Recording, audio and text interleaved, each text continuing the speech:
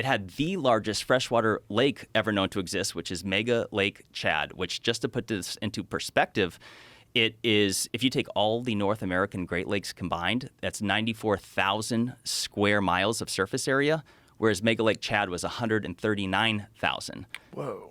Massive. Additionally, Atlantis, the capital, was said to have a river that went just north of it or next to it.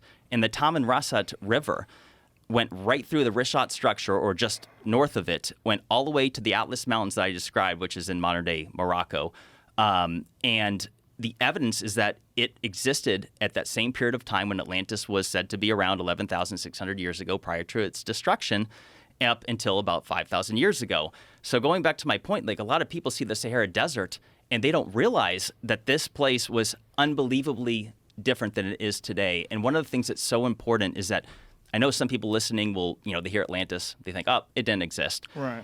Whether it existed or not, the evidence that we're going to chat about today to show you that there is conclusive evidence, I would say, that catastrophic water erosion, that the ocean had blasted through the Sahara tens of millions of years more recently than previously known.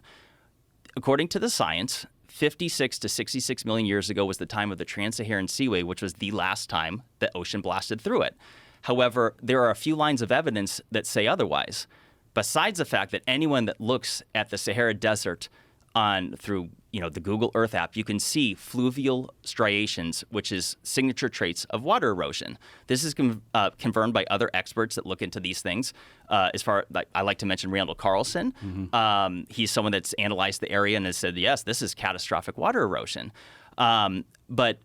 So one of the signature lines of evidence that suggests that the ocean blasted through it far more recently was the largest volcano in Sahara, Africa, is in Chad. It's Mount Kusi, and there is a lava flow that goes through it that is dated at 12,000 or so years ago. The volcano itself is supposed to be somewhere between 1.2 and 2.3 million years ago.